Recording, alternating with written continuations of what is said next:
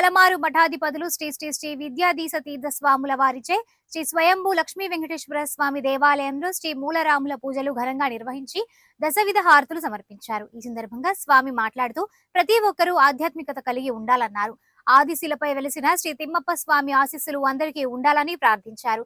అనంతరం శ్రీ తిమ్మప్ప స్వామి దేవాలయంలో మంగళహారతులు సమర్పించారు. అనంతరం ప్రహ్లాదరావు తండ్రి స్మారకార్థం కావేరమ్మ సేతు రామారావు పేరున వేద పాఠశాలకు సంబంధించిన ఫ్లాట్ కాగితాలను స్వామీజీకి అందజేశారు. ఈ కార్యక్రమంలో వ్యవస్థాపక వంశీయులు శ్రీకృష్ణ మాన్య పట్వారి ప్రహ్లాదరావు, ఈవో సత్యచంద్రారెడ్డి, మధుసూదనాచారి, రమేష్, రవి, మద్వేష్, పట్వారి హరవిందరావు, మధుసూదన్ రెడ్డి, గడ్డం కృష్ణారెడ్డి, చంద్రశేఖర్ రెడ్డి, చంద్రశేఖరరావు, బాబురావు, వేకొంబరావు, కైలాసరావు తదితరులు పాల్గొన్నారు.